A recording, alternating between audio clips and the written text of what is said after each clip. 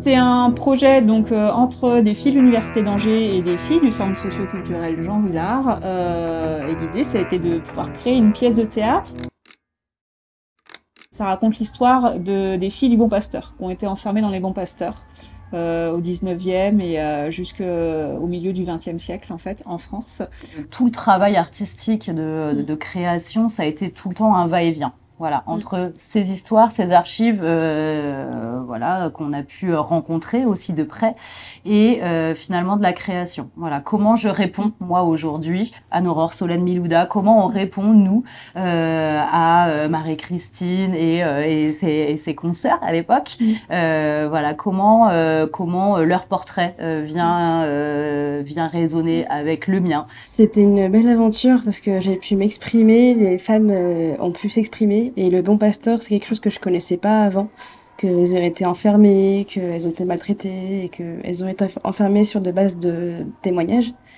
Moi, le théâtre et le projet m'intéressaient parce que le théâtre j'aime bien et le projet m'intéressait aussi. Et c'est là où, du coup, je rejoins un peu Solène où elle disait, c'est là où j'ai pu poser des choses aussi que j'aurais pas fait si il y avait des hommes. C'est étalé, enfin très clairement. Je crois que c'était les 8 mois où on a pu se livrer peut-être de nous-mêmes. Je suis aussi une enfant qui a été placée en protection de l'enfance et j'avais demandé la consultation de mon dossier. Et c'est vrai que ça a fait beaucoup résonance. Parce que même si moi j'ai pas été enfermée, j'ai été placée en foyer de protection de l'enfance, j'ai pas été enfermée au Bon Pasteur, hein. J'allais à l'école à l'extérieur et j'avais une vie d'enfant malgré tout. Ça a quand même fait beaucoup résonance en fait cette histoire. Et quand j'ai relu moi mon dossier, je me souviens il y a des propos d'assistante sociale, je me suis dit mais pourquoi elle a écrit ça? C'est très jugeant. Et tous ces jugements de valeur, ces jugements sur les conditions de vie de mes parents, tout ça, ça faisait quand même résonance aussi avec elle. Quand, en fait, là où j'ai trouvé de la résonance, c'est quand Marie-Christine, notamment, parlait des dossiers. De dire, oh, ils ont écrit ça, et là, je me retrouvais complètement sur le côté, ça me révolte, je suis pas d'accord avec ce qu'il y a décrit dans le dossier. Il paraît que je suis mauvaise. Je suis mauvaise parce que je suis une fille. Mauvaise fille. Ouais, je suis une mauvaise fille. Je suis une putain de mauvaise herbe. Tu sais, la mauvaise herbe qui pousse entre les cailloux là et qui t'emmerde. Ouais. Et je suis ça.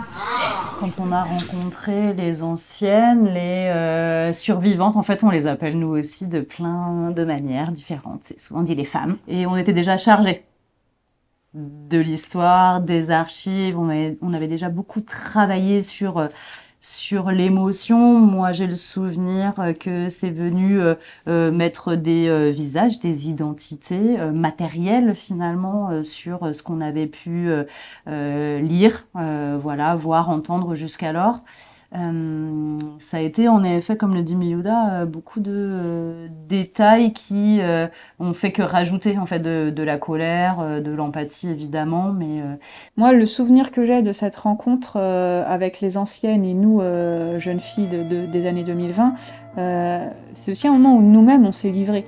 C'est-à-dire qu'on a écouté leur histoire, mais ça a suscité en nous tellement d'écho. Il y avait quelque chose de réparateur dans le fait de pouvoir, en fait, elles se confient à nous, confient leur histoire, et nous aussi, on a confié des bouts de nos histoires qui nous faisaient écho. Enfin, il y avait vraiment le dialogue passé-présent, il était là, et c'était vraiment un échange entre filles, entre femmes qui ont vraiment vécu des choses douloureuses, et c'était un échange qui était très intime, vraiment. C'est grâce aux femmes des années 1900 qu'on a ce qu'on a.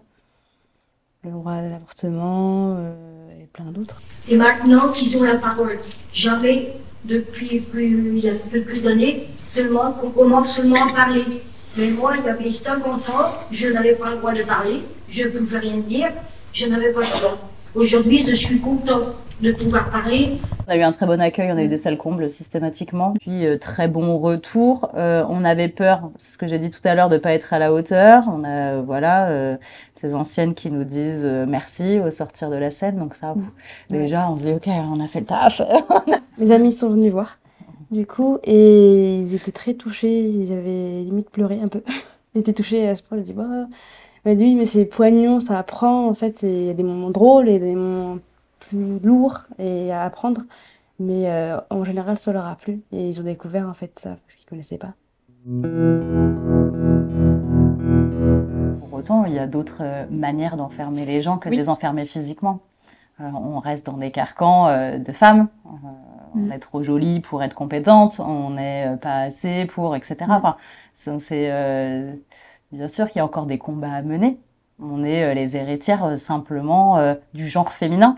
Et donc, avec tout ce que ça comporte et de pression sociale. J'ai longtemps cru que tous les problèmes que j'ai pu avoir, ou même mes galères d'adulte, étaient de ma faute perso et de mon fait personnel. Mais quand des anciens ont commencé à témoigner, à raconter leurs histoires, je me suis tellement retrouvée là-dedans. Et puis en même temps, j'ai découvert la sociologie au passage.